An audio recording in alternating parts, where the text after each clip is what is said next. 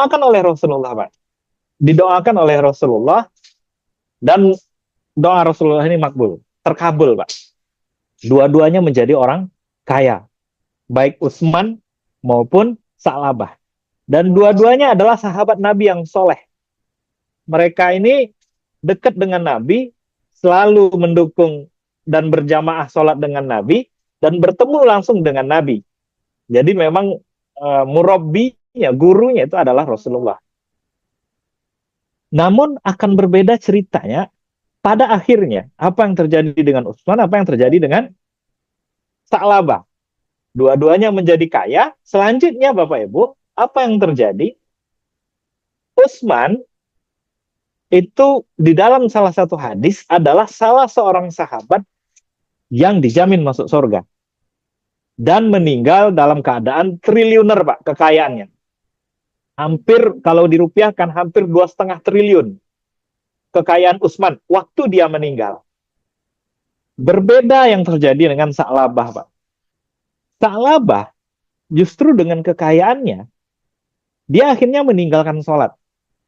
Dia akhirnya membayar zakat, zakatnya nggak diterima lagi sama Abu Bakar. Bahkan nggak mau bayar zakat, Pak. Saking sibuknya dia mengurus hartanya, akhirnya dia meninggalkan sholat.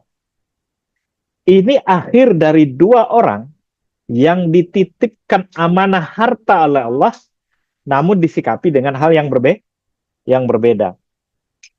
Bapak Ibu, begitu besarnya efek dari harta, selevel Sa'labah yang orang soleh sekalipun bisa berubah. Namun, harta itu juga bisa membuat orang lebih baik, seperti Utsman, yang dengan hartanya, dia menjadi orang yang dijamin masuk surga. Jadi ada dua orang, dikasih harta yang sama, kaya, banyak uang, namun disikapi dengan hal yang berbeda, dan berakhir dengan yang berbeda pula. Maka Bapak Ibu, hal ini menjadi dasar bagi kita untuk mengenal harta dengan baik. Supaya kita bisa jadi Utsman. Tidak jadi Sa'labah, Pak. Bapak Ibu, kalau tiba-tiba Allah besok ngasih uang kita 50 miliar contohnya, Pak. Langsung gitu ya, masuk ke rekening. Banyak mungkin yang akan berubah dengan kita, Pak. Gaya kita berubah, mulai nganggap rendah orang lain gitu ya. Banyak efek-efek dari harta yang akan terjadi dengan kita, dengan catatan kalau kita tidak mengenal harta dengan baik. Baik Bapak Ibu, apa yang membuat Sa'labah seperti ini? Ini yang kita bahas, Pak. Dan apa yang membuat Utsman dijamin masuk surga? Ini yang kita bahas sampai akhir nanti.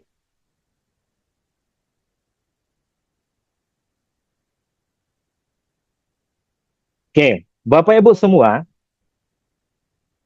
harta itu dalam salah satu hadis qudsi, itu satu-satunya yang kita punya, yang akan ditanya dua kali, Pak. Satu, nanti di akhirat. Satu, dari mana dapat? Dua, kemana dipakai? Dua, satu-satunya yang ditanya dua kali itu cuma harta, Pak. Kalau ilmu enggak, masa muda enggak, yang lain-lain enggak. Tapi kalau harta itu ditanyanya dua. Maka harta ini, Pak, ada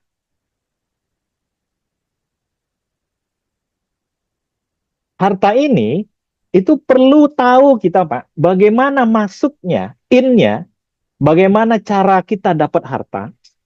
Kemudian yang kedua, bagaimana prosesnya, bagaimana kita mengelola harta yang ada sekarang ini. Dan yang terakhir adalah outnya, bagaimana cara kita membelanjakan harta, Pak. Tiga hal ini, Bapak Ibu, itu dipengaruhi oleh, pertama, cara pandang kita terhadap harta. Yang kedua, iman kita, faith.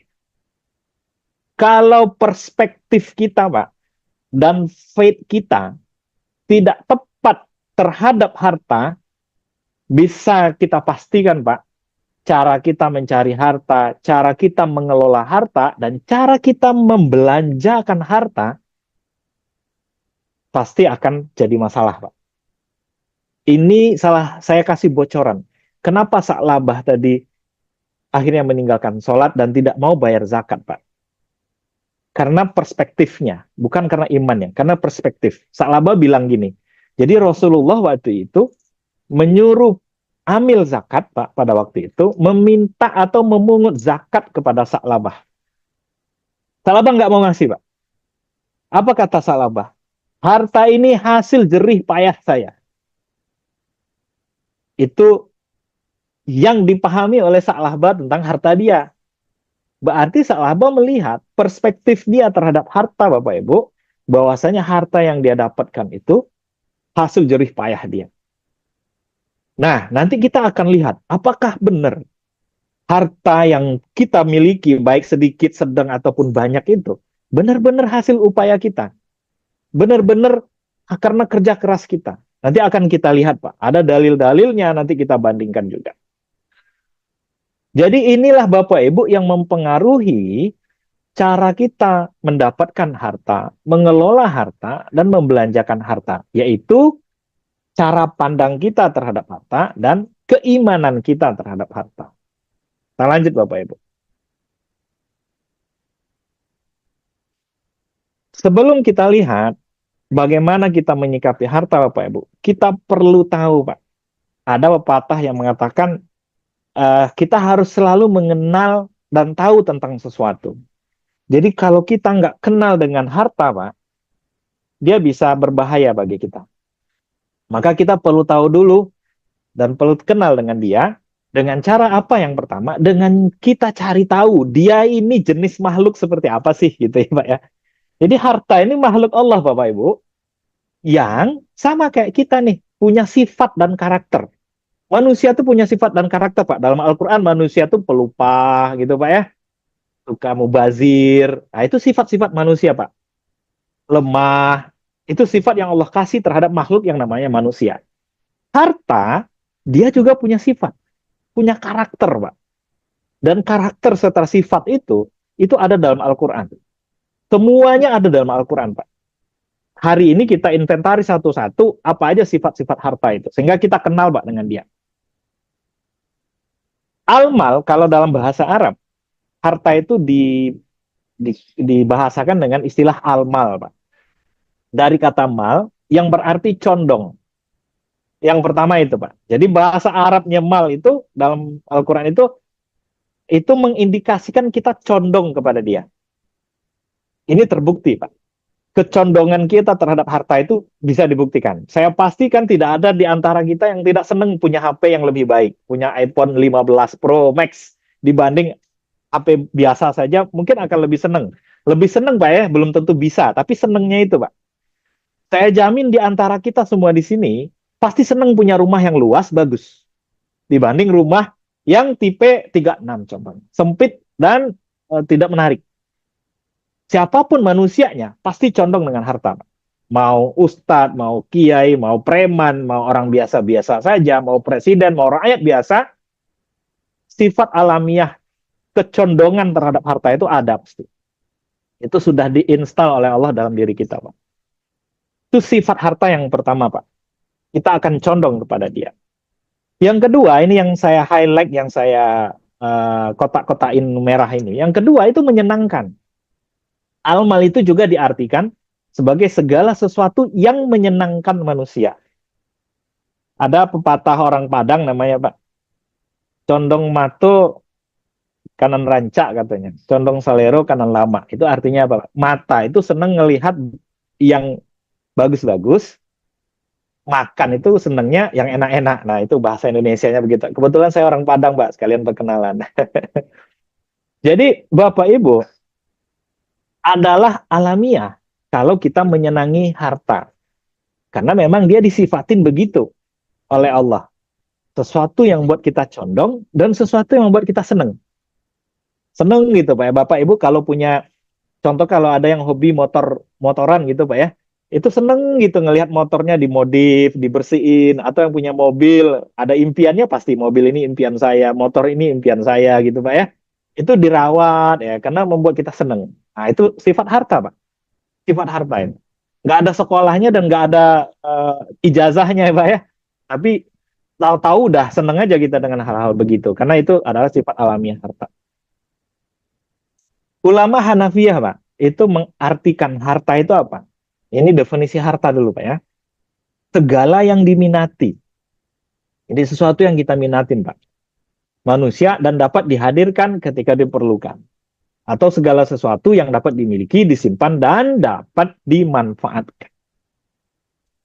Kalau jumhur ulama atau mayoritas ulama itu mengartikan harta itu apa, Pak? Nah, ini pengertiannya yang penting, Pak. Segala sesuatu yang mempunyai nilai, Pak. Ingat, Pak, nilai. Nanti akan berbeda nilai dengan materi. Itu dua hal yang berbeda nanti. Nanti di akhir akan ketahuan bedanya apa. Jadi kalau menurut ulama, harta itu adalah, al-mal itu adalah sesuatu yang mempunyai nilai dan dikenakan ganti rugi bagi orang yang merusak atau melenyapkannya. Nah, ini adalah definisi harta. Baik, kita lanjut Bapak Ibu. Bagaimana kata Al-Quran tentang harta, Pak? Di dalam Al-Quran, harta itu gimana sih menurut Al-Quran? Yang paling menarik itu ada di dalam surat Al-Adiyat ayat 8, Pak. Wa innahu bil khairi lasyadid. Dan sesungguhnya ia sangat teguh dalam kecintaannya terhadap harta. Ini sifat harta yang pertama, Pak. Cinta. Bapak Ibu, mungkin ada di antara kita yang pernah merasakan jatuh cinta. Mungkin, Pak ya. Kalau kita cinta itu, Pak, itu anggaplah kita jatuh cinta sama seseorang ya. Eh, Jangankan ketemu dia, Pak. Lewat depan rumahnya saja tuh udah seneng banget gitu ya. Waktu-waktu sekolah dulu, waktu SMP gitu ya, waktu SMA. Atau nggak ngelihat orangnya, Pak. Ngelihat tasnya saja itu udah, aduh, seneng banget itu rasanya. Bahagialah pokoknya hari itu, Pak. Itu efek dari cinta, Pak. Efek dari cinta, Pak. Yang kedua, efek dari cinta apa, Pak? Nggak mau pisah kita dengan dia. Pengen deket-deket aja gitu, Pak ya. Pengen deket-deket. Satu, kita ngelihatnya aja udah seneng, apalagi dekat dengan dia. Yang kedua, kita nggak mau pisah, Pak. Pengen deket-deket terus. Itu cinta. Dan Allah sudah dengan terang-terang menjelaskan dalam surat Al-Adiyat ayat 8 ini, tunggu, bahkan pakai sangat teguh dan pakai inna, pakai sungguh, kata Allah, sangat teguh dalam kecintaannya terhadap harta. Jadi Bapak Ibu, kita ini secara naluriah, secara alami, itu sudah diinstal oleh Allah rasa cinta kepada harta. Jadi kalau orang, Bapak Ibu, nggak mau kehilangan harta, itu wajar. Karena dia cinta sama harta. Kemudian kalau dia pengen ngumpulin-ngumpulin harta, itu alamiah, Pak. Karena memang dibuat begitu. Oke, itu yang sifat harta yang pertama dalam Al-Quran, Pak. Dalam Al-Quran, dalam surat Al-Baqarah ayat 14, sifat harta yang selanjutnya dikasih tahu oleh Allah adalah dijadikan indah. Bapak Ibu, Bapak Ibu bisa bayangkan, sudahlah kita jatuh cinta terhadap harta, yang kita cinta itu indah, Pak. Double kan, Pak ya? Sudah cinta, indah pula. Jadi, waduh, cinta aja udah cukup sebenarnya untuk membuat sesuatu itu indah, Pak. Ini sudahlah cinta, indah pula gitu, Pak ya. Ini dalam surat Ali Imran ayat 14. Jadi harta itu kita cintai, yang kedua Allah buat dia indah. Selanjutnya apa, Pak? Selanjutnya, jadi ini nih kayak baterai, Pak. Ada tarik menariknya. Selanjutnya, Pak, kita ingin ngumpulinnya, tapi kita akan takut kehilangan, Pak. Ini luar biasanya, Pak, godaan harta itu.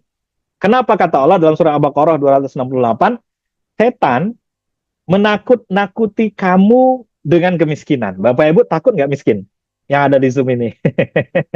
Saya yakin semua kita takut, Pak. Saya pun juga takut miskin, Pak. Itu fitrahnya manusia. Dan itu bisikan setan, Pak. Ayo, kamu jangan nggak mau, Pak, nggak jangan mau kehilangan harta. Kumpulin-kumpulin terus harta itu nanti kamu miskin gitu ya, nak. Kalau kamu kehilangan pekerjaan nanti kamu miskin gitu, anak. Itu sudah naluriah juga, Pak. bisikan-bisikan dari setan kepada kita. Sehingga apa nanti? Karena kita takut miskin, efek selanjutnya adalah kita akan kikir, Pak. Nggak, saya nggak mau ngasih, nanti saya kikir gitu, Pak. Jadi ini sudah disifatin oleh Al-Quran, Bapak Ibu, tentang bagaimana harta itu seharusnya. Jadi yang menarik, Pak, Allah menanamkan rasa cinta dan indah kepada harta, sehingga ingin kita milikin. Setan nakut-nakutin, kamu jangan lepasin itu harta, nanti kamu miskin katanya. Udah kamu kikir aja katanya kan. Bapak Ibu bayangkan godaannya luar biasa. Satu sisi kita seneng, satu sisi kita takut kehilangan supaya kita nggak miskin. Dan nggak mau ngasih ke yang lain, kikir akhirnya, gitu Pak ya. Oke, kita lanjut Pak. Apa sifat harta selanjutnya? Dalam Al-Quran Pak. Surat Al-Isra ayat 16 Pak. Yang pertama, surat Al-Isra ayat 16. Mewah, saya hanya fokus ke kata-katanya saja Pak ya. Mewah Pak. Ada keinginan dengan harta itu kita ingin mewah-mewah Pak. Makanya Bapak Ibu jangan heran ya. Ada orang mengoleksi mobil moge gitu. Bahkan ada ustadz yang ngoleksi itu gitu ya. Moge, mobil, mobil sport lah, mobil apalah gitu ya. Itu juga ada dalam Al-Quran. Diisyaratkan hal-hal itu dalam Al-Quran, Pak.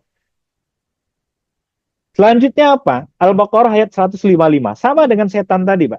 Di samping setan nakut-nakutin kita tentang miskin, setan itu juga atau Allah juga menyampaikan kepada kita ujian kelaparan, Pak. Makanya kata Allah di sini ini menarik, Pak. Surah Al-Baqarah 155. Dan sungguh akan kami berikan cobaan kepadamu. Apa cobaannya, Pak? Dengan sedikit ketakutan dan kelaparan, Pak. Jadi kita tuh memang apa ya dengan harta itu benar-benar luar biasa gitu loh, Pak. Kita takut miskin, kita diberi cobaan kelaparan gitu, Pak. Nah, Quran surat Al-Humazah ayat 1 sampai 3 itu juga bilang sifat harta itu gini, Pak. Mengumpulkan harta dan menghitung-hitungnya.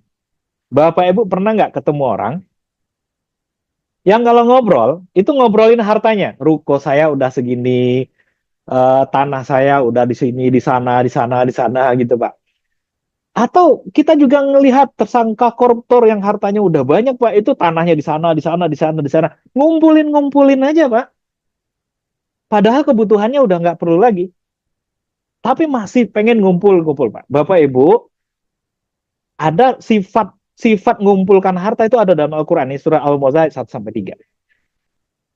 Cuman hanya pengen ngitung-ngitung aja, Pak.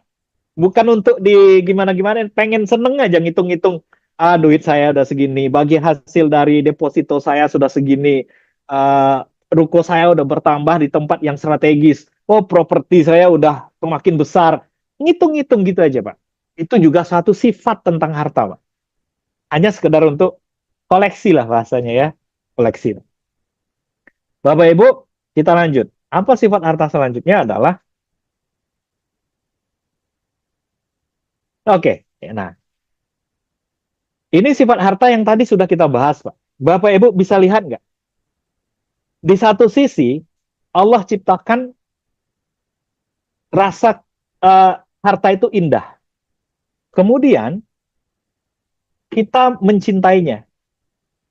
Sesuatu yang kita minatin, sesuatu yang membuat kita condong, dan sesuatu yang menyenangkan.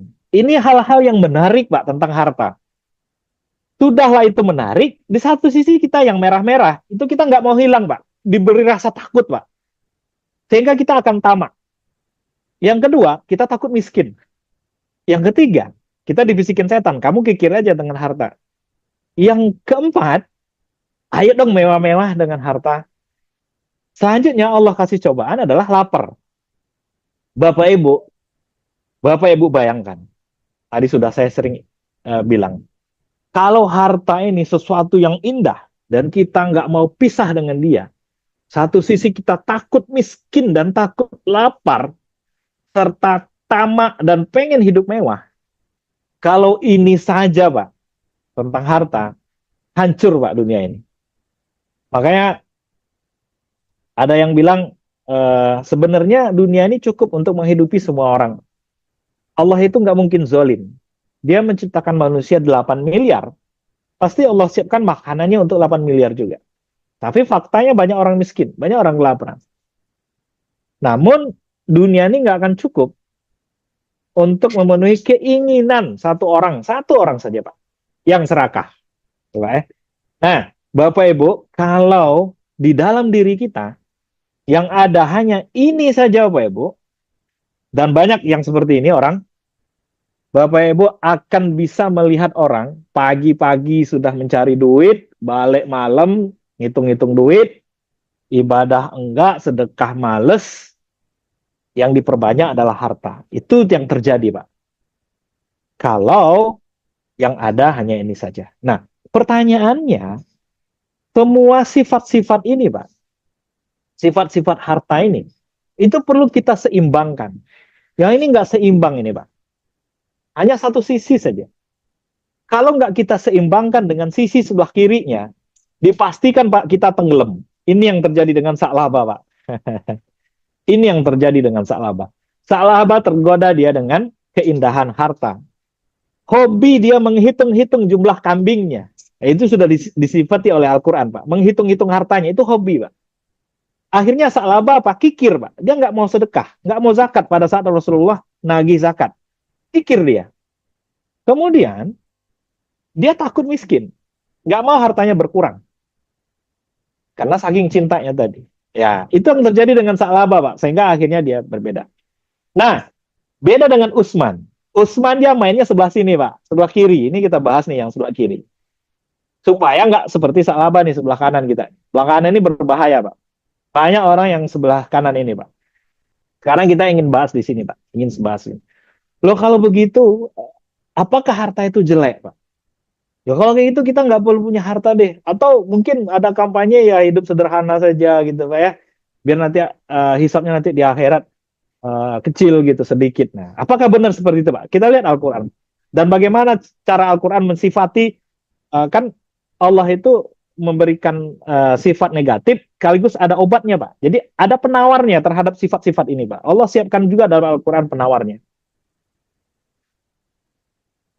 Ini dalam surat Al-Qasas, Pak, ya, ayat 77. A'udzubillahi minasyaitonirrajim. Wabtaghi fima ataqallahu darul akhirah wala tansa nasibaka minad dunya. Ini menarik, Pak, ayatnya. Apa kata Allah dalam surat Al-Qasas ini? Dan carilah pada apa yang telah dianugerahkan Allah kepadamu, kebahagiaan akhirat. Nah, ini, Pak. Dan janganlah kamu melupakan kebahagiaanmu dari kenikmatan dunia, Pak. Jadi Al-Quran pun tidak ingin kita tidak menikmati dunia. Nah, saya yakin, Pak, salah satu kenikmatan besar di dunia ini adalah punya harta yang lapang. Betul, Bapak Ibu, setuju? Punya rumah yang luas, itu kenikmatan, Pak. Punya mobil yang bagus, yang tidak sering masuk bengkel, itu kenikmatan, Pak. Kalau sering masuk bengkel, susah kita, Pak, sama dia. Sekolah pengen tinggi, ya, Pak, ya. Pengen jalan-jalan ke luar negeri, naik pesawat first class, gitu, Pak. Itu kenikmatan dunia, Pak. Dalam batas tertentu, Allah bahkan jangan kamu lupakan kenikmatan itu. Nah, sehingga kita perlu lihat, Pak, penawar sifat-sifat harta tadi. Supaya kita tidak seperti Sa'labah. Bapak, Ibu, Allah itu luar biasa. Dia tadi memberikan sifat seperti itu kepada harta, tapi di satu sisi Allah memberikan penawarnya. Apa saja, Pak, penawarnya? Yang pertama, dalam surat Al-Furqan ayat 67. Dan orang-orang apabila membelanjakan hartanya, mereka tidak berlebih-lebihan, Pak. Itu yang saya garis bawahi, underline-nya, itu yang kita highlight, Pak, ya. Tidak berlebih-lebihan, Pak. Ini kunci yang pertama. Jadi mewah, sebenarnya dalam Islam itu bertentangan dengan tidak berlebih-lebihan. Di satu sisi, tidak pula kikir. Dan adalah pembelanjaan itu di tengah-tengah, Pak. Jadi bahasa Al-Quran itu di tengah-tengah. Nah, ini yang pertama, Pak, ya. Jadi ada juga hadis riwayat Ahmad, Allah akan berikan rahmat kepada seorang yang berusaha dari yang baik, membelanjakan dengan pertengahan. Ini kata kunci yang pertama, Pak. Jadi seberapapun banyaknya harta Bapak Ibu, ya, aset Bapak Ibu di mana-mana, kata kunci yang pertama terhadap harta supaya tidak terlalu condong dan mencintai harta, itu belanjanya di tengah-tengah. Nggak boleh berlebihan dan nggak boleh kikir. Nggak boleh boros, nggak boleh kikir juga. Selanjutnya, Pak, dalam surah Al-Anfal ayat 28. Harta itu kata Allah, cobaan. Nah, ini yang pertama, Pak ya, yang kotak yang pertama. Cobaan, Pak. Ingat, Pak, harta itu ujian. Harta itu ujian, cobaan. Salabah, lupa dia. Kalau harta yang banyak itu adalah ujian dari Allah, cobaan dari Allah. Nah, gitu, Pak. Kemudian dalam surat At-Taubah ayat 41, apa yang Allah inginkan lagi dengan harta? Berjihad, Pak. Jadi berjihadlah dengan harta, kata Allah. Nah, udah yang keberapa ini, Pak ya, sifat harta yang satunya lagi. Yang selanjutnya adalah surah Al-Baqarah ayat 172. Yang saya underline itu adalah baik-baik. Jadi, makanlah di antara rezeki yang baik. Jadi, harta itu yang kita cari yang baik. Nah, ini sifat-sifat harta yang sisi yang satunya, Pak. Yang pertama tadi di pertengahan belanjanya, yang kedua harta itu cobaan, yang ketiga kamu harus berjihad dengan harta, yang keempat cari yang baik-baik dari harta itu. Selanjutnya bersyukur. Jadi dalam surah Ibrahim ayat 7 Allah menginginkan kita bersyukur. La in syakartum la azidannakum. Nah, siapa yang bersyukur Allah tambah nikmatnya. Jadi harta itu harus kita syukuri. Itu sifat harta kalau Bapak Ibu mau mengimbangi sifat-sifat mencintai, kikir, mubazir tadi Bapak Ibu ya. Selanjutnya, ini yang paling penting Pak. Surat Yunus ayat 55. Sesungguhnya kepunyaan Allah apa yang ada di langit dan di bumi, Pak. Nah, Sa'labah merasa kambingnya yang banyak itu, yang berkembang biak sedemikian rupa itu, Pak. Dia ngerasa itu punya dia. Makanya nggak mau bayar zakat. Karena ini hasil usaha saya katanya. Padahal dia lupa. Kepunyaan Allah semua itu. Jadi harta-harta kita itu Pak, semuanya punya Allah. Hanya Allah titipkan kepada kita. Ini harus kita pahamin juga.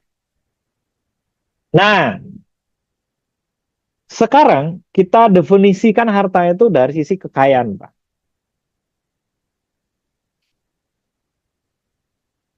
Ini hadis riwayat Muslim dan Ahmad. Ini menarik Pak. Tidak ada sedikit pun di antara yang kami punyai, ya ini harta dan penghasilan, benar-benar jadi milikmu. Jadi yang milik kita itu apa sebenarnya Pak, gitu ya? Kata hadis riwayat Muslim dan Ahmad. Ini yang pertama adalah makan dan habis digunakan. Makan Pak, yang kita gunakan atau yang kita pakai Pak ya. Yang kedua, yang kamu pakai dan kamu tanggalkan. Belanjakan untuk kepentingan sedekah. Jadi ada tiga Pak. Satu, yang makanan yang kita pakai. Yang kedua, eh, belanja kita untuk kepentingan bersedekah. Nah, ini hal-hal yang sebenarnya yang milik kita. Jadi yang sudah kita makan, yang sudah kita pakai, dan yang sudah kita sedekahkan. Tiga itu saja, Pak. Yang sebenarnya punya kita. Rekening kita uang kita di rekening, ya bisa jadi hilang, Pak. Harta kita yang belum kita pakai bisa jadi dicuri orang. Tapi yang sudah kita makan, yang sudah kita pakai, dan yang sudah kita sedekahkan, itulah yang sebenarnya milik kita. Baik, itu yang punya kita sebenarnya, Pak. Yang Allah kasihkan ke kita itu sebenarnya. Terus apa lagi kata Allah ya dalam hadis? Bukanlah kekayaan itu dengan banyaknya harta. Akan tetapi kekayaan itu adalah kekayaan hati. Ini menarik, Pak. Dalam Islam, definisi kekayaan hati itu ada istilah namanya qanaah. Qanaah itu adalah merasa cukup dengan apa yang kita punya saat ini. Itu Pak, itu namanya qanaah. Nah, atau dalam bahasa hadis ini adalah kekayaan hati. Jadi hati yang senantiasa selalu bersyukur dengan apa yang ada, bukan hati yang senantiasa risau dengan apa yang belum dimiliki dan apa yang belum terjadi, apa yang diinginkan. Risau selalu, Pak. Galau selalu terhadap hal yang belum dimiliki, yang belum dipunyai. Padahal kata Allah, kekayaan hati itu adalah, itulah yang sebenarnya kekayaan. Atau dalam operasionalnya bahasanya namanya qanaah. Qanaah itu merasa cukup dengan apa yang ada saat ini, gitu Pak ya. Baik Bapak Ibu. Kemudian saya tertarik dengan statementnya Agim, Pak.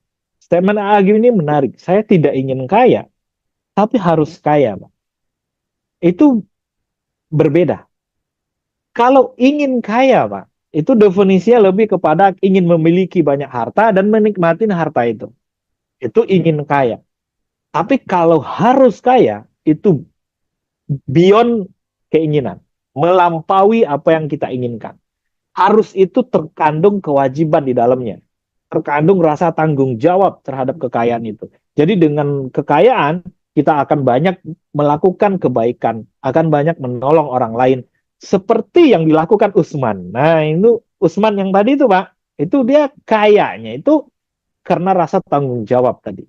Karena ingin membantu dakwah Islam. Karena ingin membantu orang lain. Makanya umat muslim harus kaya supaya bisa beramal soleh yang banyak, Bapak Ibu. Nah, Bapak Ibu semua, ini definisi kekayaan ya, yang sebagaimana di dalam Islam. Saya ingin sampaikan miliarder-miliarder Islam, Pak. Ini datanya dari Dr. Yusuf Ibnu Ahmad Al-Qasim, Pak ya, saya ambil. Pertama, Abdurrahman bin Auf, Pak. Ini nilai kekayaannya 6,2 triliun pada saat meninggal.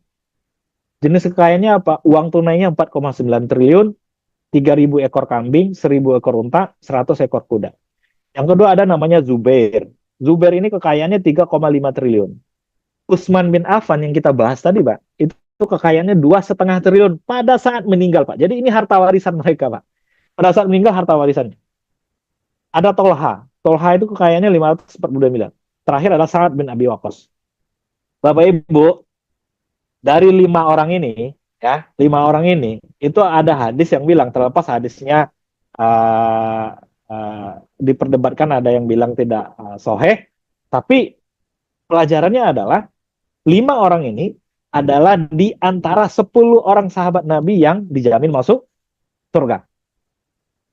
Bapak Ibu bisa bayangkan, inilah doa yang selalu kita bayangkan. Robbana atina fid dunya hasanah wa fil akhirati hasanah. Jadi di dunia diberi kebaikan, di akhirat diberi kebaikan sama Allah. Di dunia miliarder, triliuner bahkan, di akhirat dijamin masuk surga, Pak.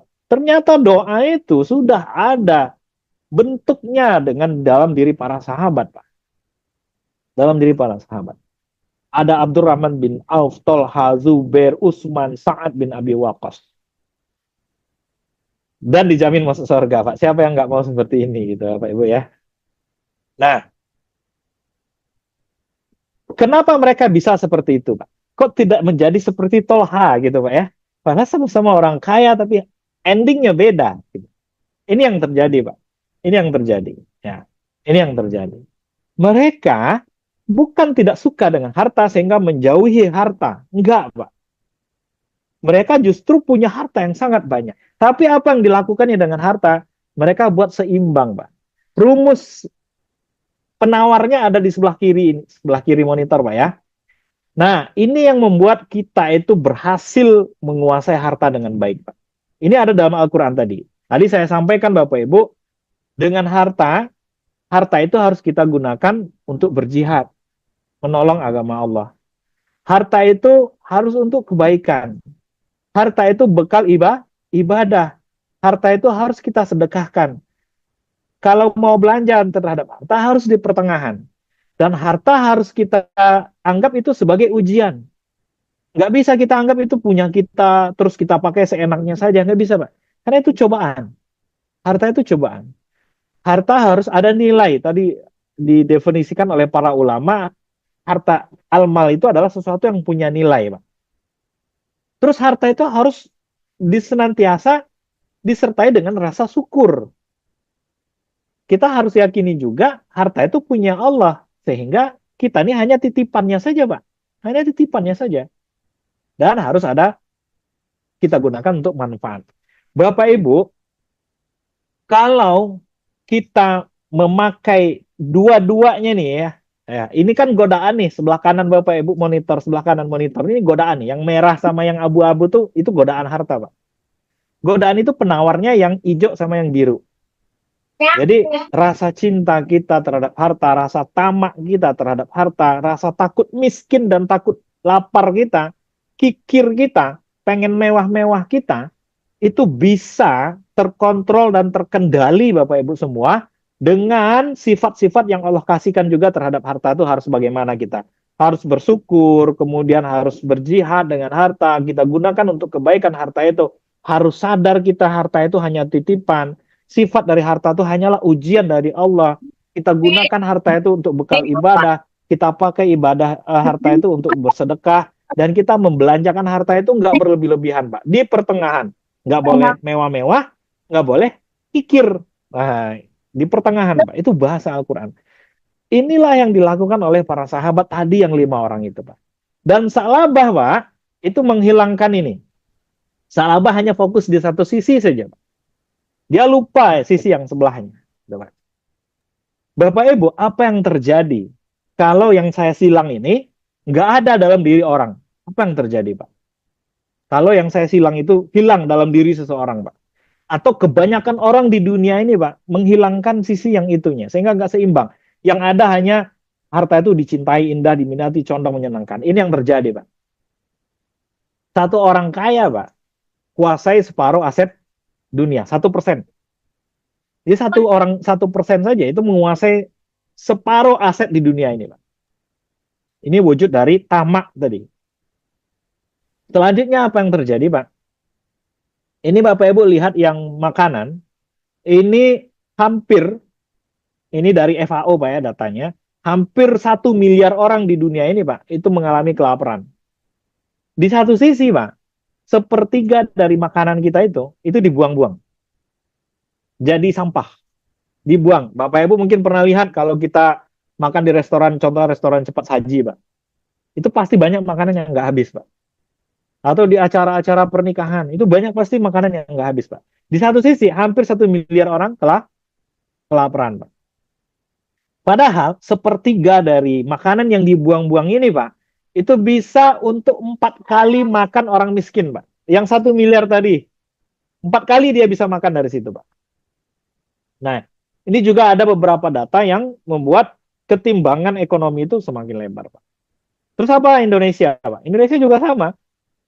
Pertumbuhan orang kaya RI tertinggi di dunia. Cetak sejarah, harta 50 orang terkaya RI tembus 1.700 triliun. 19 juta penduduk Indonesia masih alami kelaparan. Kelaparan Indonesia masih level serius. Di Indonesia, kekayaan 4 orang terkaya setara kekayaan 100 juta penduduk termiskin, Pak. Jadi 100 juta penduduk miskin di Indonesia nih, itu asetnya sama dengan 4 orang kaya di Indonesia, Pak. Apa kata Allah? Ini pojok kiri bawah, Pak ya. Ini bisa nggak ya? Ya, masih poinnya. Nah ini. Dan jika kami ingin menghancurkan suatu negeri, kami perintahkan orang-orang yang bermewah-mewahan dari mereka, sehingga mereka berbuat dosa di negeri itu. Lalu mereka berhak mendapat ketentuan atau azab, dan kami hancurkan negeri itu sehancur-hancurnya. Jadi bermewah-mewahan ini, itu memang sudah menjadi fenomena atau keinginan-keinginan dari manusia. Nah ini data dari Global Hunger Index 2024 Pak ya.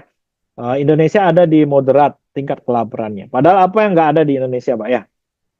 Nah, ini juga begitu, orang miskin di Indonesia ini anak-anaknya banyak, kalau di sini dikatakan hampir 3 juta anak-anak kita itu underweight ya Pak ya, dangerously underweight from acute malnutrition. Jadi masih mengalami gizi buruk kalau bahasa kita. Harus sekitar 3 juta anak-anak Pak, gizi buruk. Selanjutnya Bapak Ibu, itu kalau yang terjadi tadi adalah kita tidak menggunakan harta itu untuk kebaikan, tidak kita sedekahkan, kemudian hanya fokus kepada supaya tidak miskin, mewah-mewah gitu Pak ya, cintai, ini yang terjadi. Namun sebaliknya Bapak Ibu, kalau kita nggak semangat mencari harta Pak, atau tidak kita cintai harta dengan baik, atau kita kita tidak pengen harta contohnya Pak. Apa kata hanya pengen gini aja nih, ini jihad untuk kebaikan, bekal ibadah, sedekah pertengahan gitu Pak ya. Kalau bahasa sederhananya, kalau bahasa yang lebih populer di masyarakat itu adalah apa istilahnya tuh saya lupa jadi lupa ya. Hidup bersahaja ya, hidup bersahaja, sama dengan kayak gitulah. Nah, kata Yusuf Qaradawi, Pak, belanja dan konsumsi adalah tindakan yang mendorong masyarakat untuk produksi. Jika tidak ada jika bisa berkurang karena sifat kikir dan melampaui batas, maka cepat atau lambat roda produksi niscaya akan terhenti. Selanjutnya, perkembangan bangsa akan terhambat. Jadi, kalau kita terlalu kikir juga terhadap harta, maka akan menghambat perkembangan suatu negara. Ini menurut Sukodowi, Pak. Selanjutnya, menurut Ibnu Khaldun juga begitu. Ekonomi adalah tiang dan pilar paling penting untuk membangun peradaban Islam. Jadi, untuk membuat Islam, agama kita ini bisa berkembang dengan lebih baik, itu dibutuhkan kemapanan ekonomi, Pak. Kejayaan Islam sulit dicapai, bahkan tak mungkin diwujudkan. Ini sejarah sirah Rasulullah juga bilang begitu, Pak. Rasulullah tuh dikelilingi oleh orang-orang kaya, Pak. Dimulai dari Khadijah, istrinya sendiri, orang paling kaya di Mekah. Nanti di Madinah ada Utsman bin Affan, ada Abdurrahman bin Auf yang selalu mensupport dakwah-dakwah mereka. Ada Abu Bakar juga seperti itu. Jadi Islam itu berkembang, Bapak Ibu, di zaman Rasul sekalipun itu didukung dengan harta. Nah, sekarang juga begitu, kata Ibnu Khaldun. Selanjutnya, kata Umar bin Khattab adalah, jangan kamu tinggalkan perdagangan. Saya lihat orang-orang asing atau Yahudi telah mulai menguasai perdagangan.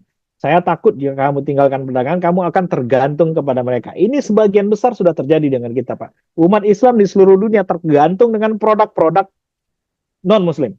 Ya, sehingga kita bisa dikuasai, bahkan bisa diadu domba, bahkan bisa perang saudara, Pak. Itu yang terjadi di tengah-tengah kita saat ini, khususnya di Timur Tengah, Pak. Karena kelemahan ekonomi kita, kelemahan ekonomi umat Islam.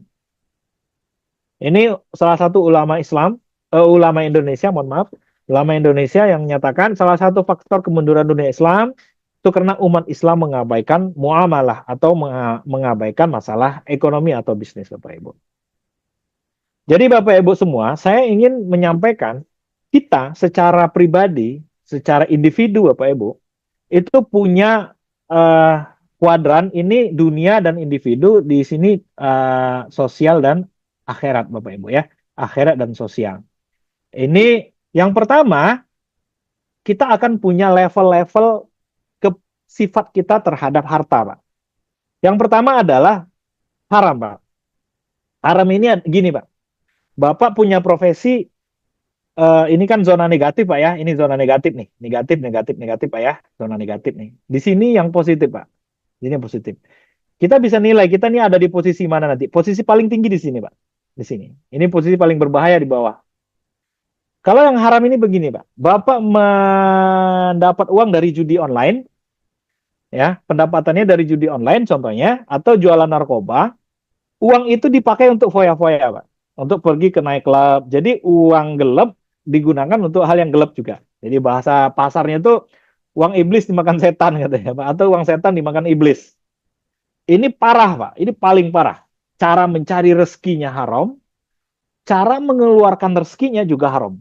Jadi rezekinya udah haram, dipakai lagi untuk yang haram. Di kuadrat, Pak, haram. Selanjutnya apa, Pak? Sia-sia nih. Ini haram, ini sia-sia. Ini cara mencari rezekinya haram, Pak. Tapi tidak digunakan untuk yang haram.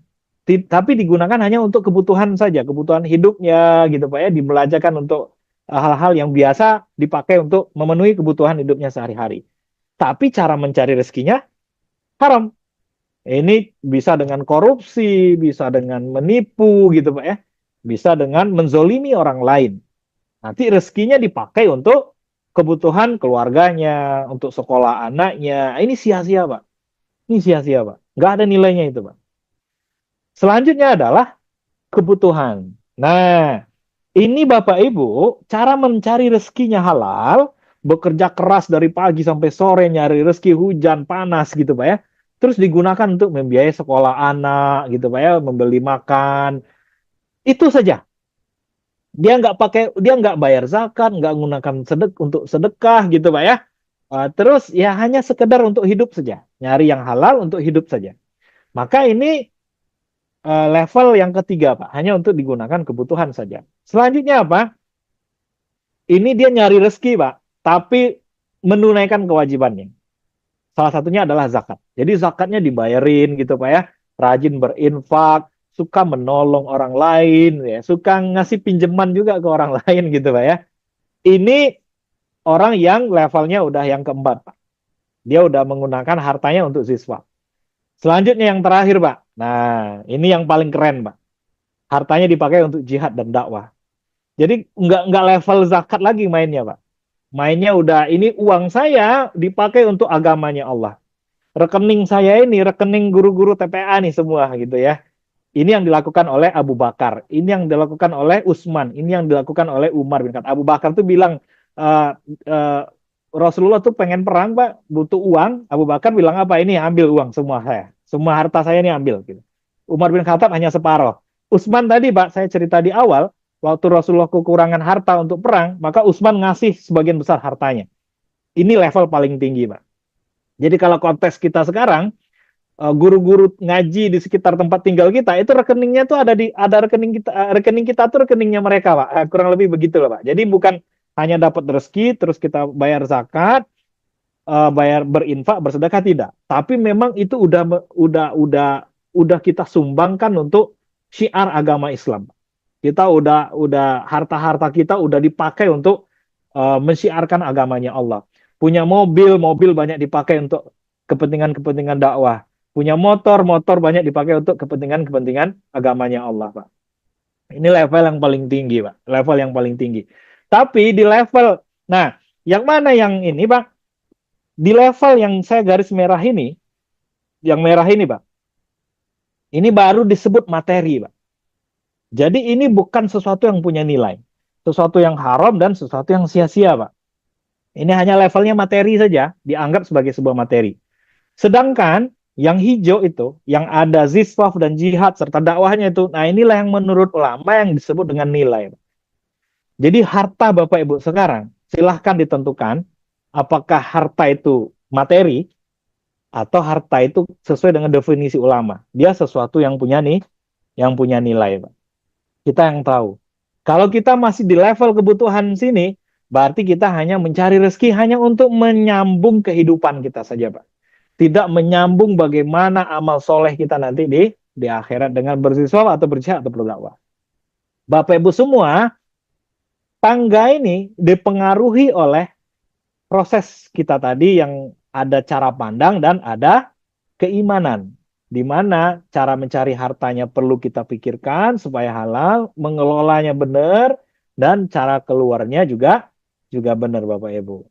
Nah, inilah yang kita inginkan, Bapak Ibu, terhadap harta kita supaya kita tidak salah dan tidak ditipu ya Pak ya oleh harta, dan harta itu menjadi media bagi kita untuk lebih baik. Seimbang kata kuncinya, di mana kita nggak tamak, miskin, kikir, mewah, lapar yang memang sudah terinstal dalam diri kita, tapi kita imbangi dengan harta itu adalah kita yakinin itu punyanya Allah, dititipin ke kita, kemudian suatu sifat harta itu adalah ujian, kita selalu bersyukur dengan harta yang Allah kasih, kita pakai untuk berjihad, untuk bersedekah. Sehingga kita tidak hanya indah dan dicintai. Jadi harus seimbang Bapak Ibu, punya harta silahkan seperti para sahabat, pakailah hartanya untuk yang baik-baik. Kalau mau membelanjakan harta, belanjalah di pertengahan, itu bahasa Al-Quran. Dan jangan lupa bersyukur dengan harta.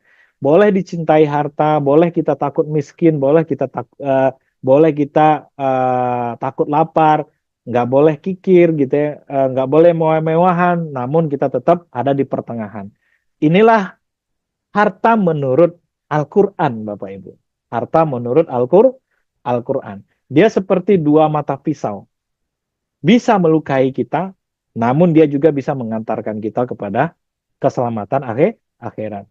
Buktinya apa? Buktinya tadi para sahabat, Pak. Ada Utsman bin Affan yang kekayaannya 2,5 triliun pada saat meninggal, matinya dijamin masuk surga, Pak. Ada Abdurrahman bin Auf yang meninggal dengan harta tercatat 6 triliun rupiah, matinya masuk surga. Itu orang-orang yang bisa menyeimbangkan posisi harta. Baik, mungkin itu saja Bapak Ibu, sedikit ya sharing diskusi kita tentang harta. Silahkan kalau ada yang mau didiskusikan, ada pertanyaan, saya persilahkan. Mohon maaf atas segala kekurangan. Assalamualaikum warahmatullahi wabarakatuh. Waalaikumsalam warahmatullahi wabarakatuh. Sebelumnya terima kasih kepada Pak Deki atas pemaparannya yang sangat bermanfaat dan mendalam mengenai harta. Jadi saat ini kita waktunya tanya jawab bagi peserta yang ingin sharing atau bertanya, bisa on mic atau lewat chat room.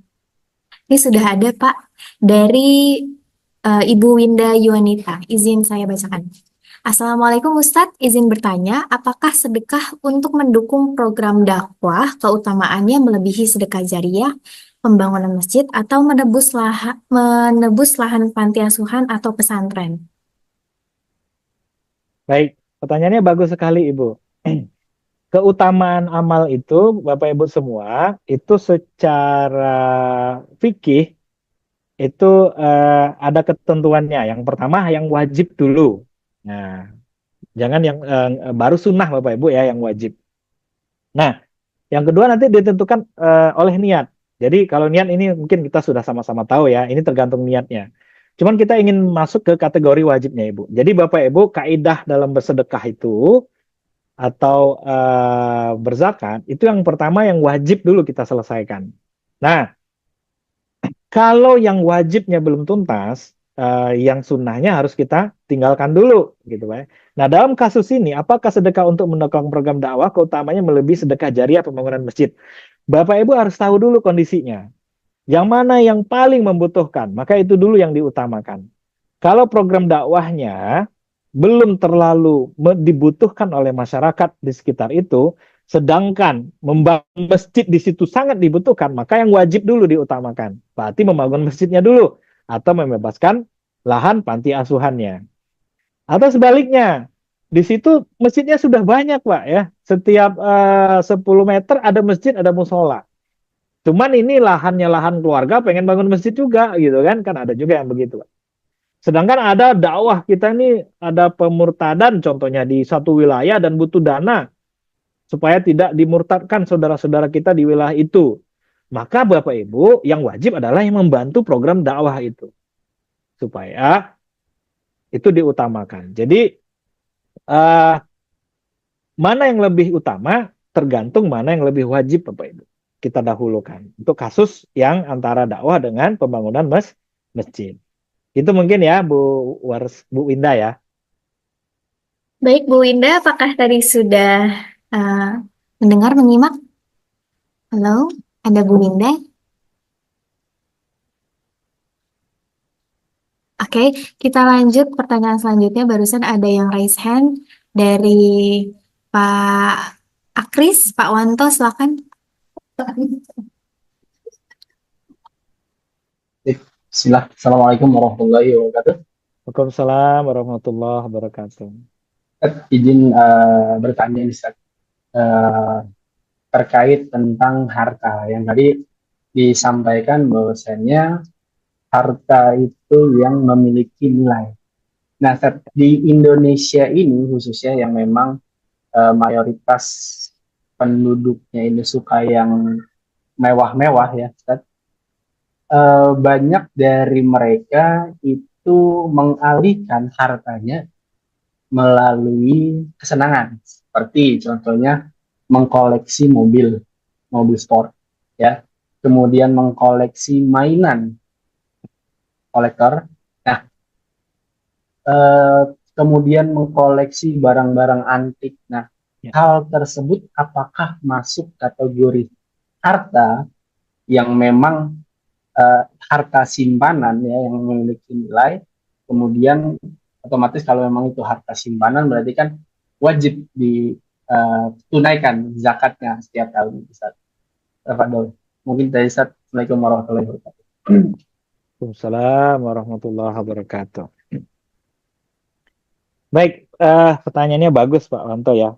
Bapak Ibu semua, dalam Islam itu menurut para sarjana-sarjana Muslim dan para ulama, itu kebutuhan dalam Islam itu ada tiga Pak. Ada daruriyat, ada hajiat, ada tahsiniyat Pak. Jadi daruriyat dan hajiat ini, itu kalau dalam bahasa kitanya namanya primer, sekunder, tersier Pak. Primer, sekunder, tersier. Jadi kalau kebutuhan yang harus dipenuhi oleh kita dulu itu adalah kebutuhan primer, Pak. Kebutuhan primer itu pendidikan, eh, sandang, pangan, papan, Pak ya. Kemudian sekarang mungkin ditambah dengan pendidikan dan kesehatan. Nah, itu primer, Pak. Ini wajib hukumnya.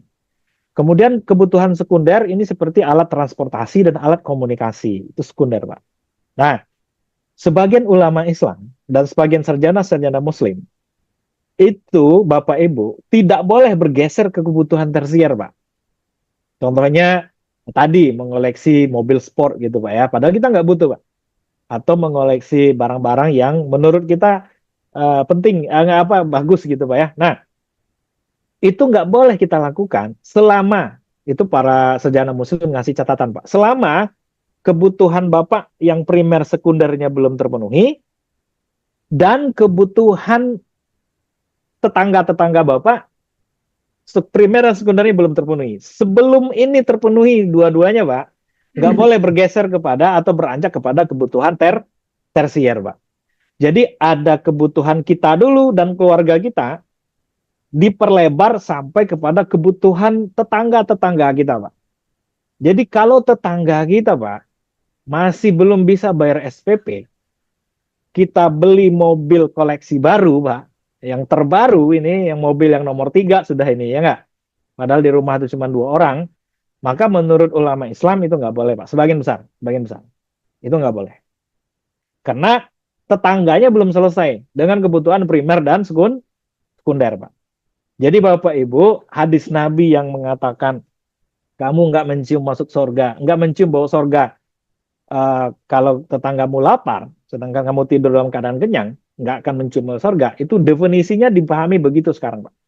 Jadi Bapak Ibu, zakat pun sebenarnya, makanya dalam undang-undang zakat, zakat itu harus didistribusikan di mana dia dikumpulin atau diambil gitu, Pak ya.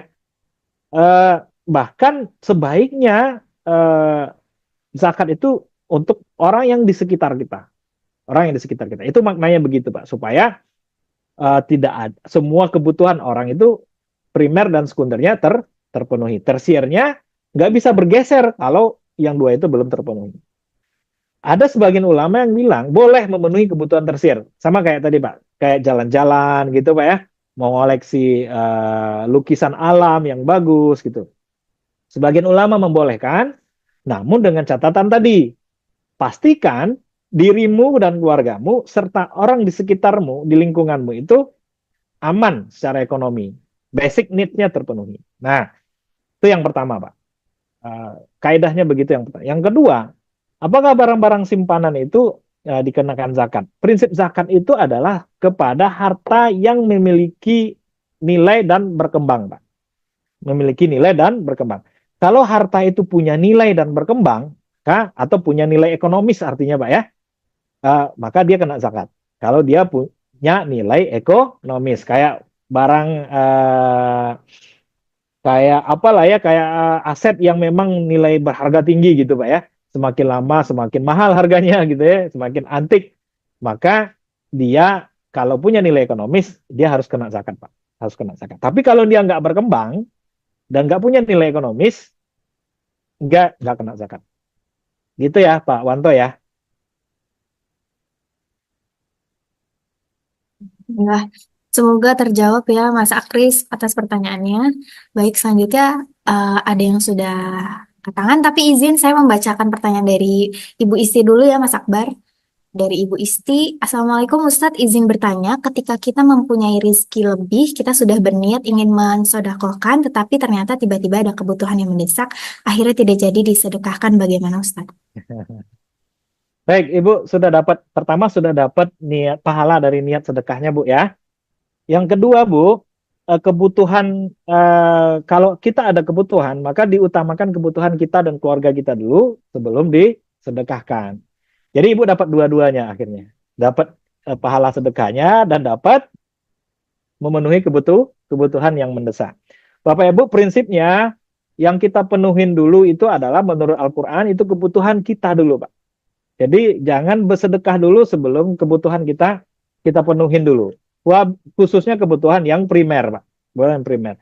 Kita dan orang yang menjadi tanggungan kita. Ya, kalau kita kepala keluarga berarti istri, anak-anak, Pak. Ini yang paling utama, Pak. Di lingkarannya begitu. Habis itu nanti pindah ke kerabat terdekat kita. ke saudara kita, adik, kakak gitu ya, keponakan. Nah, itu dulu Pak. Baru nanti bergeser kepada yang lain. Bergesernya begitu Pak. Jadi kalau kita punya niat sedekah, ini ada uangnya. Tahu-tahu anak kita harus bayar SPP sekolah Pak. Mau sedekah dulu atau mau SPP dulu yang dibayarkan sekolahnya? Itu yang didahulukan SPP sekolah Pak. Namun niat sedekahnya udah dapat pahala Pak. Kan dalam Islam punya niat baik saja Bapak Ibu, dalam Islam itu Pak udah dapat pahala. Sedangkan kalau punya niat buruk belum tercatat sebagai dosa. Nah, itulah motivasi dari Allah untuk kita terus berbuat baik Bapak Ibu. Itu mungkin ya Pak Ibu Bu Isti ya. Ya. Jadi alhamdulillah ini dapat pahala sedekah dan kebutuhannya terpenuhi.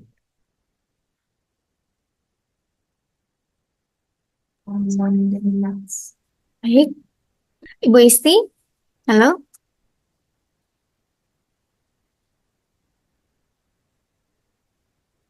Semoga tadi apa yang disampaikan sudah terjawab ya Bu Isti. Oke, selanjutnya tadi ada Mas Akbar yang sudah raise hand. Silakan pertanyaannya boleh disampaikan Mas Akbar.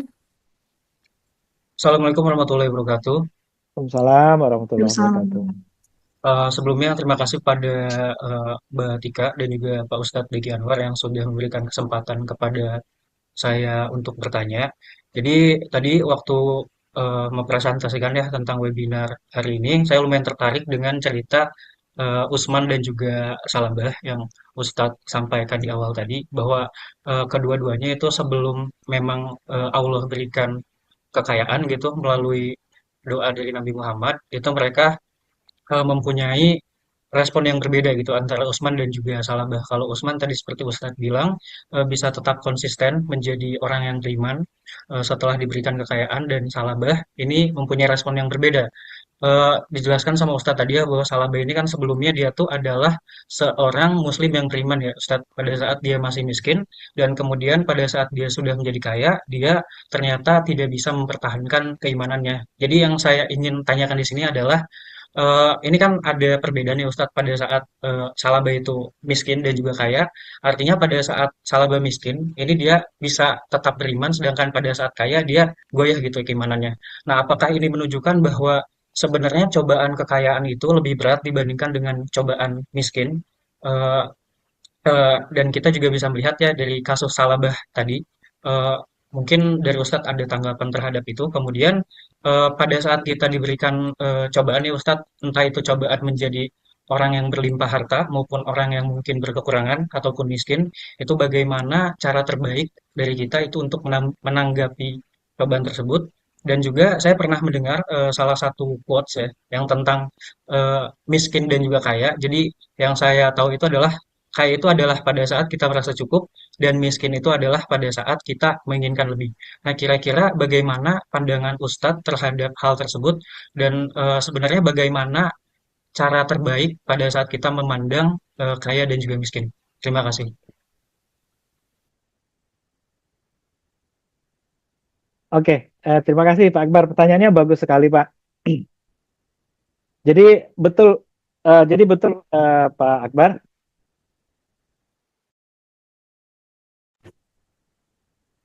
Suara saya masih kedengeran nggak Pak? Jelas Pak Deki. Jelas ya, habis ininya baterai headset. Jadi betul Pak. Setiap orang itu pasti diuji dengan kondisinya masing-masing. Dan setiap kondisi itu adalah ujian. Ada orang yang diuji dengan kemiskinan, ada orang yang diuji dengan harta. Pertanyaannya, mana yang lebih berat gitu Pak ya? Apakah ujian harta yang banyak atau yang sedikit? Kalau saya melihat, itu tergantung orangnya.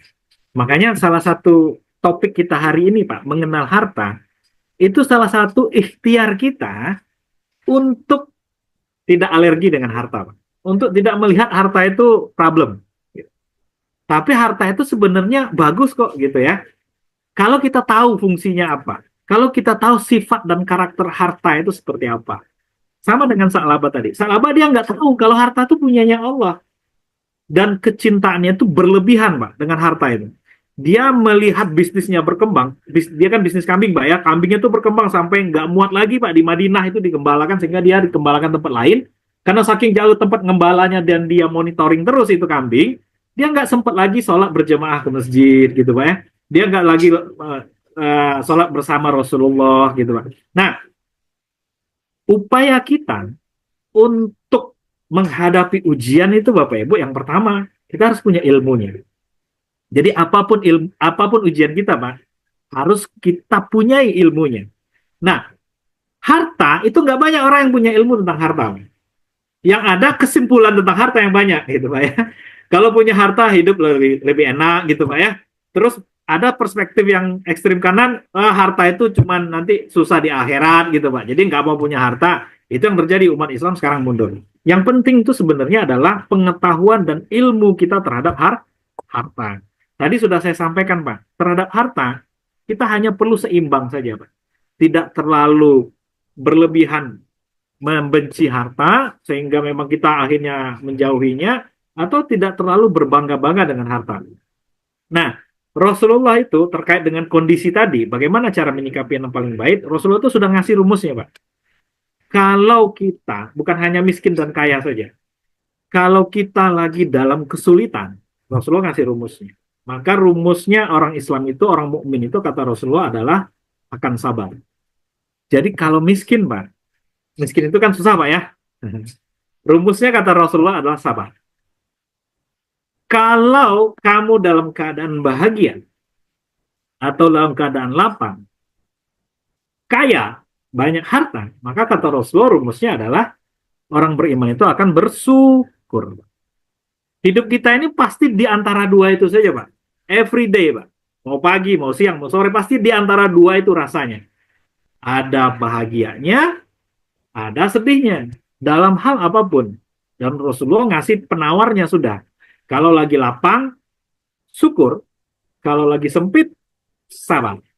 Maka orang miskin, dia harus banyak sabar. Banyak sabar. Sabar itu sendiri pun punya pahala. Jadi, bersabar dengan kesulitan, dapat pahala. Sama halnya dengan bersyukur. Jadi, ibadah Allah itu maha adil. Apapun kondisi kita, Allah kasih kesempatan untuk beribadah. Yang itu bisa mendulangi pahala kepada kita.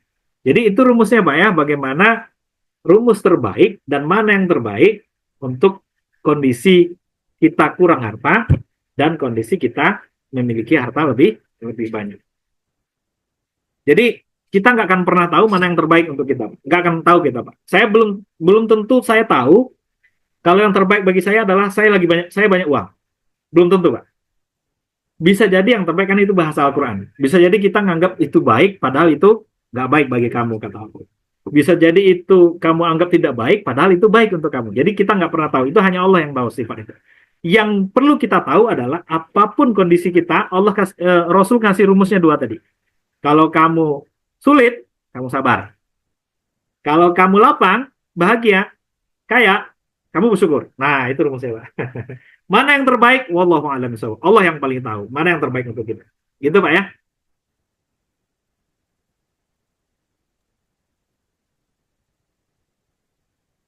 Baik, Mas Akbar, semoga apa yang telah dipaparkan oleh Ustadz Deki dapat menjawab pertanyaannya.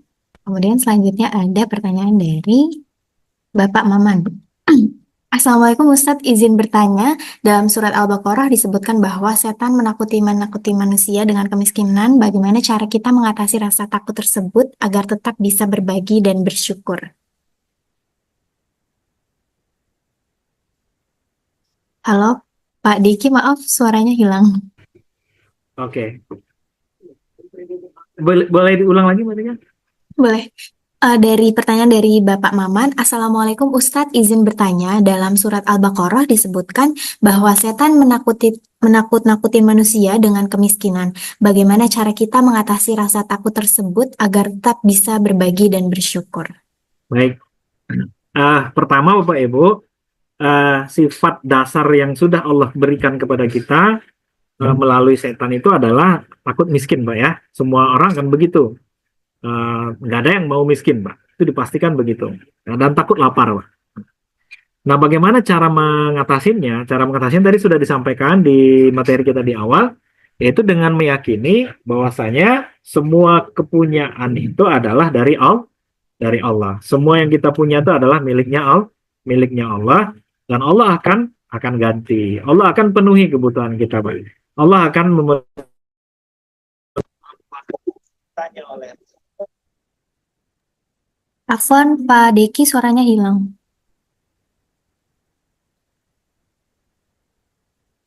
Afwan, Pak, suaranya belum kedengaran.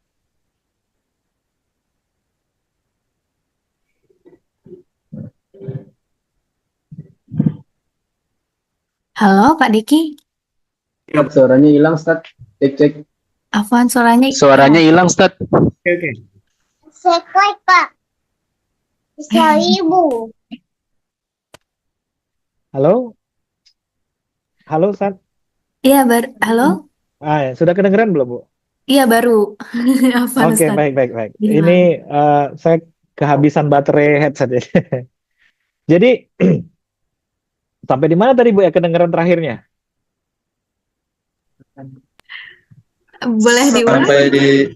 Sampai di segala yang ada kepunyaan Allah. Oh, Iya, baru sampai di situ, masih di masih awal. awal banget.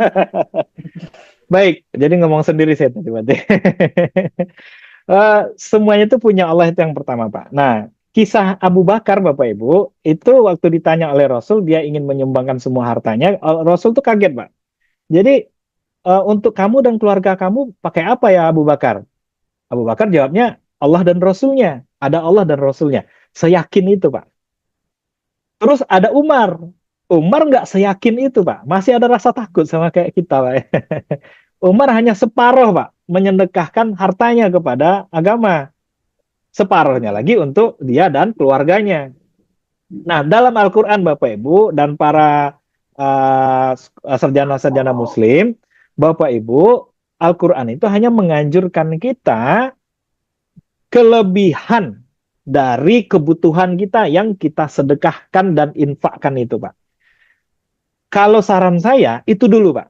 Ya, jadi kalau Bapak Ibu, pertama nih prioritas Bapak Ibu tuh memenuhi kebutuhan kita dan keluarga kita. Itu yang pertama. Kalau ada kelebihan, maka kata Al-Quran, baru itu yang disedekahkan. Baru itu yang diinfakkan. Kenapa, Pak? Kalau kita infakkan di melebihin kebutuhan kita, melebihin kesanggupan kita, saya khawatir, Pak, iman kita nggak sekuat Abu Bakar, Pak. Atau nggak sekuat Umar bin Khattab, Pak. Memang iman kita lebih hebat dari Umar, Pak. Umar aja masih ninggalin separuh hartanya, Pak, ya. Nah, jadi Al-Quran itu sudah mengukur sebenarnya kemampuan kita untuk mengeluarkan harta-harta kita. Jadi untuk menghilangkan rasa takut itu, Bapak Ibu, sudah dibuat rumus matematik oleh Islam dengan cara tadi sudah saya bilang, pertama memenuhi dulu semua kebutuhan kita, kelebihannya kalau masih ada lebih, Pak, baru itu yang kita sedekahkan, baru itu yang kita bagi, Pak. Jangan Bapak langsung nanti bagi semuanya, habis uangnya, terus anak keluarganya, Allah dan Rasulnya, itu benar, tidak salah. Tapi yang khawatirnya kita nanti, iman kita nggak sekuat Abu Bakar, Pak. Kalau dikasih cobaan berat gitu, Pak, ya. Kalau Abu Bakar kan nggak disangsikan lagi imannya, melebihin iman orang beriman semuanya yang ada di bumi ini. Timbang Abu Bakar, timbang kumpulin semua orang, masih berat imannya Abu Bakar, Pak. Mungkin itu, Pak, ya, itu sangat penting supaya nanti terjaga tetap ketaatan dan ketakwaan kita kepada Allah.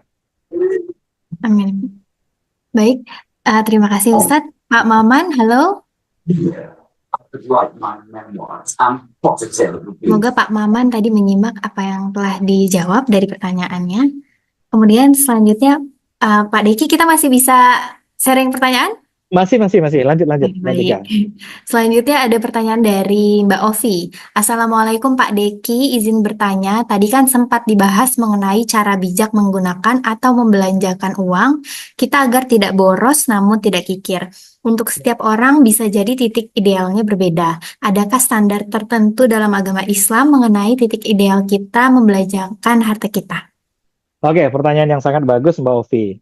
Mbak Ovi, titik ideal itu adalah kebutuhan kita. Itu titik idealnya.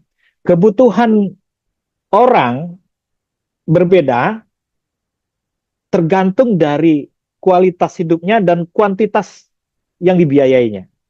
Sehingga memang tidak ada standarisasi yang sama kebutuhan setiap orang atau setiap keluarga itu berapa.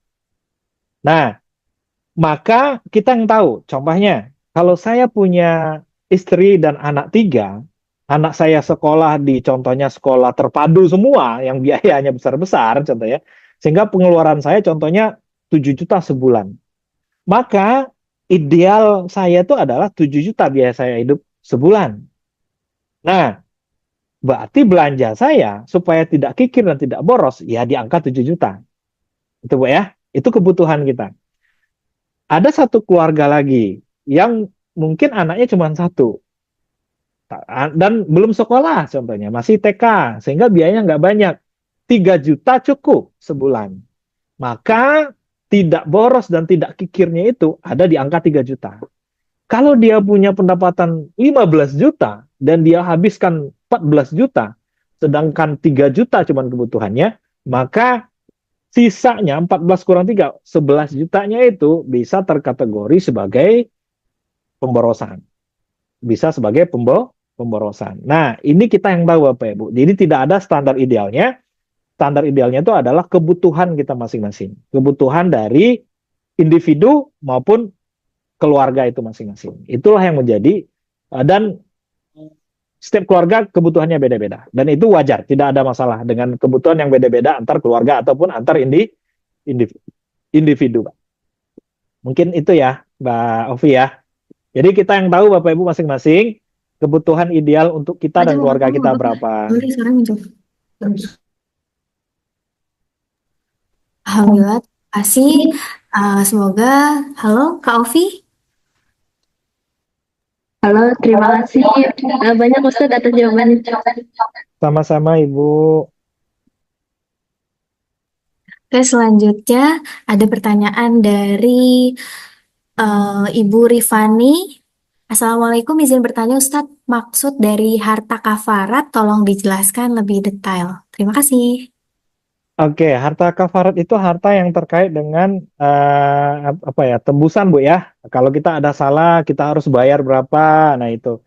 Jadi itu hanya sebentuk penebusan terhadap kesalahan-kesalahan kita saja Bu. Itu yang dimaksud kalau kafarat Bu ya. Kalau memang itu yang dimaksud dengan harta kafarat dalam tulisan ini. Nah, harta kafarat itu tergantung dari jenis-jenisnya. Apa pelanggaran yang kita lakukan. Itu banyak ya jenis-jenis pelanggarannya Bapak Ibu. Kalau di bulan Ramadan itu ada.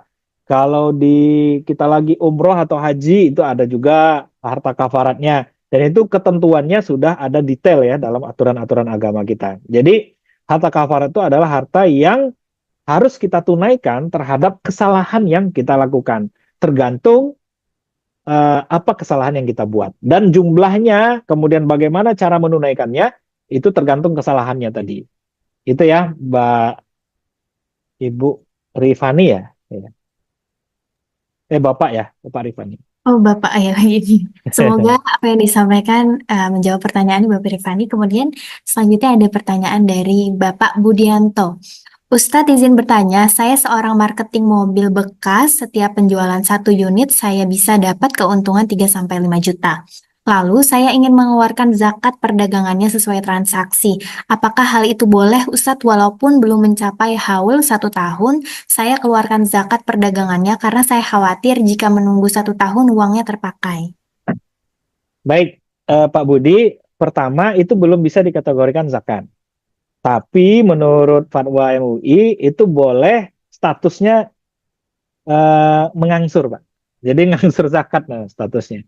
Tetap yang namanya zakat itu harus harus sampai nisab dan haulnya. Ini kita belum hitung nisabnya Pak ya. Dan yang pasti haulnya juga belum sampai gitu ya zakat perdagangannya. Jadi Bapak boleh, tapi boleh ditunaikan. Sama kayak zakat profesi, Pak. Boleh ditunaikan setiap bulan atau setiap kali terjadi transaksi, namun dicatat, Pak. Dicatat, nanti dihitung haulnya. Sudah berapa kita tunaikan? Sudah berapa kita angsur, Pak? Jadi angsur. Sama zakat profesi itu sebenarnya juga 1 tahun.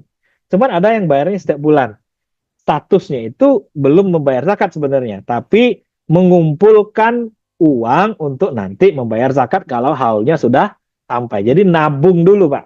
Nabung zakat namanya. Boleh, Pak, seperti itu. Tapi tetap dia belum ditunaikan sebagai zakat.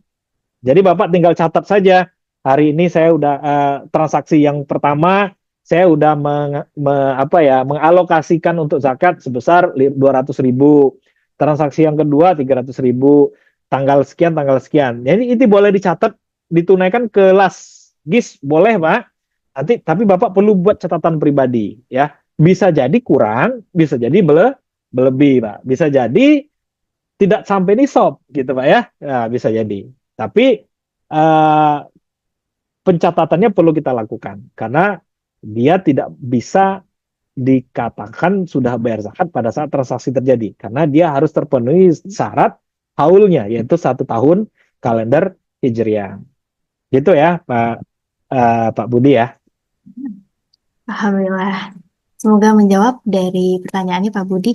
Selanjutnya ada pertanyaan dari Bapak Erdi Mardiansyah. Assalamualaikum Pak, mau bertanya bagaimana cara menanggapi saudara kita yang perhitungan? Sekian, terima kasih.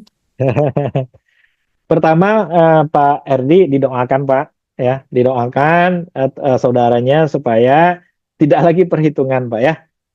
Yang kedua, Pak, kalau ada edukasi-edukasi begini diajak gitu, Pak ya, diajak ikut gitu, Pak. Saya juga punya keluarga dekat bahkan ya, bukan lagi saudara, tapi keluarga mungkin ya, yang juga sangat perhitungan, Pak, sangat perhitungan. Nah, itu butuh waktu memang untuk mereka, karena tadi Pak harta itu berat ya. Jadi kalau kita nggak tahu harta itu seperti apa sifatnya, Pak, dia benar-benar lekat dalam hati kita, Pak. Kalau harta itu sudah sampai ke hati, Pak, itu susah lepas, Pak. Pasti perhitungan jadinya, pasti perhitungan. Dan ngelepasnya itu susah, ngelepasnya itu susah. Nah, tinggal kita berdoa kepada Allah, semoga dia tahu fungsi harta itu hanyalah titipan dari Allah. Dia tahu harta itu lah yang nanti akan membantu kalau dialokasikan untuk yang baik di akhiratnya nanti akan membantu dia dan dia tahu kalau harta itu ditumpuk-tumpuk dan tidak digunakan untuk yang baik itu akan menjadi problem bagi dia nantinya. Jadi uh, upaya kita saya rasa salah satunya adalah dengan ilmu, Pak. Tadi saya sudah sampaikan saya banyak melihat orang-orang yang punya harta itu banyak terjebak karena dia nggak tahu harta itu gimana sifatnya gitu. Jadi benar-benar dikuasain, Pak, oleh harta. Orang kalau udah dikuasain oleh harta udah susah, Pak. Udah susah, Pak. Dia ngukur kita pun pakai harta kadang, Pak. Ngukur saudaranya kadang pakai harta, Pak. Gitu. Itu bukti kalau dia udah dikuasain harta, Pak. Dan untuk lepas dari situ itu susah. Susah, Pak. Apalagi kalau style gaya hidupnya udah terbiasa gitu, Pak ya. Terbiasa. Jadi makanya tadi saran saya yang pertama itu berdoa. Karena memang untuk ngelepas itu sulit. Sulit. Mau kita kasih pemahaman pun juga sulit. Mau kita ikutkan sharing-sharing video-video pendek di sosmed pun juga mungkin sulit bagi dia gitu ya.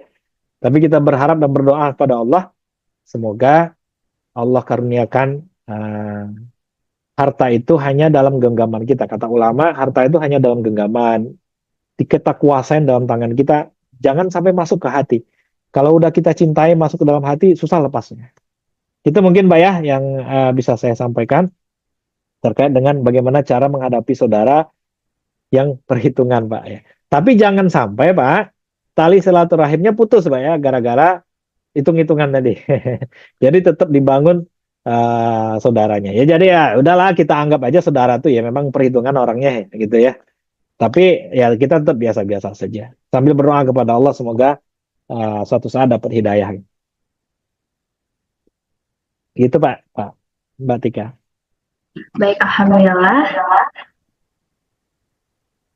Oke, selanjutnya. Oh, ternyata sudah habis pertanyaannya, Pak. Izin sebentar, Pak.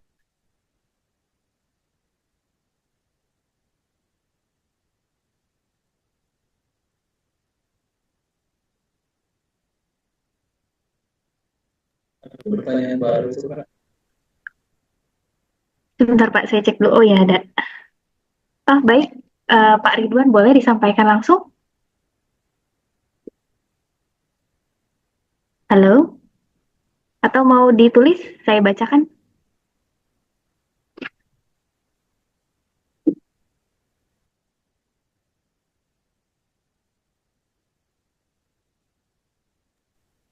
Jika harta kita pas-pasan, mana dulu yang lebih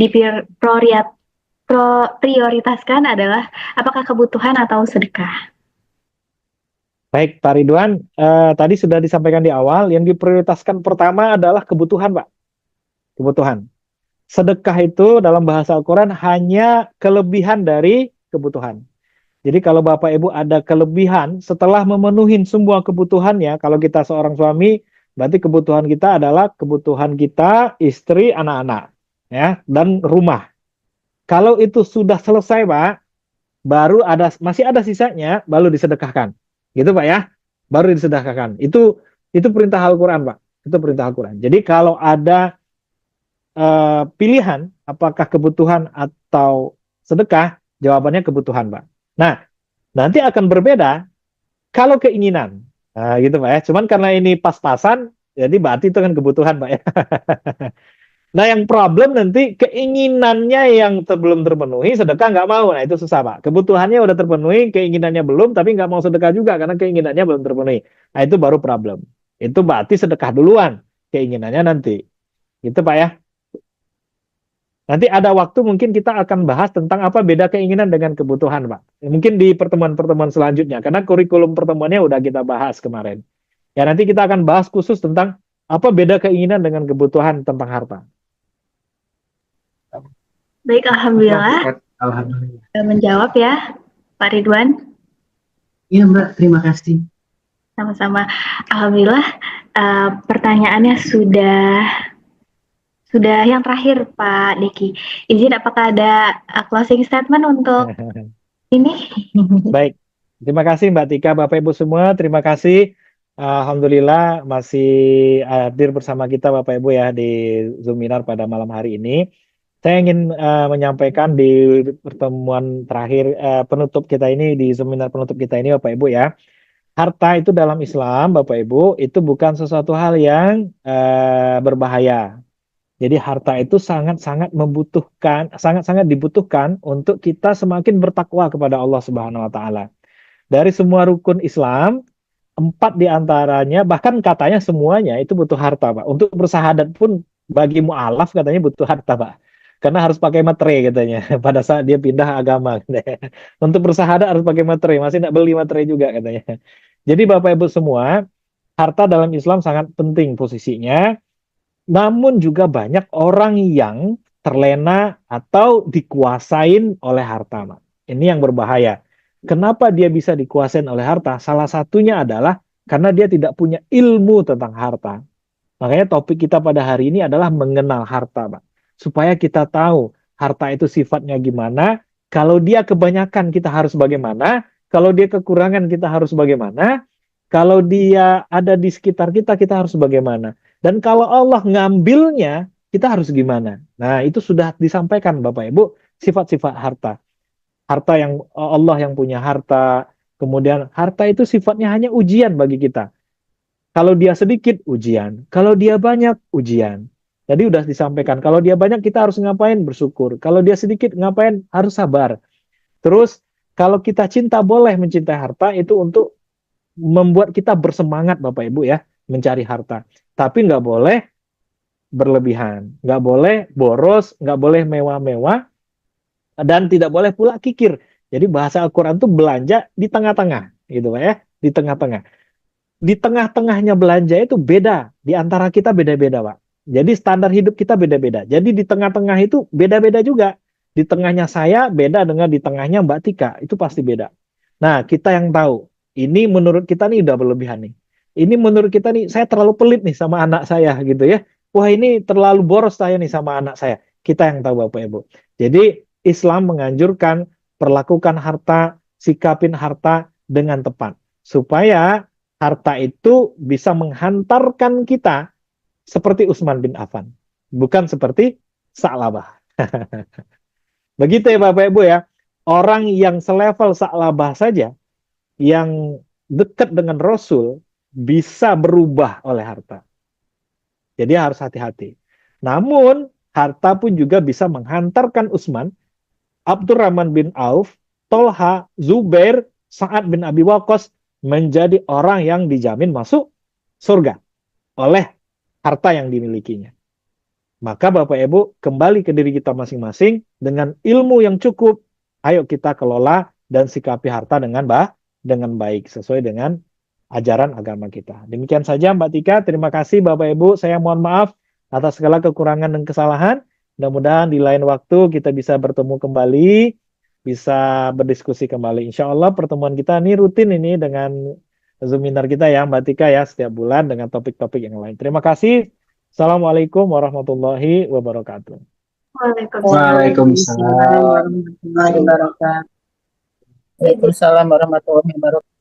Ada yang tanya, apakah ini Zoom-nya tiap bulan? Insya Allah ada setiap bulan. Nanti kami share di grup ya, teman-teman, Bapak Ibu, untuk tema-tema selanjutnya mengenai harta dan lain sebagainya. Alhamdulillah, puji dan syukur kehadirat Allah. Alhamdulillah malam hari ini kita sudah bisa menyelesaikan webinar kita dengan lancar. Alhamdulillah.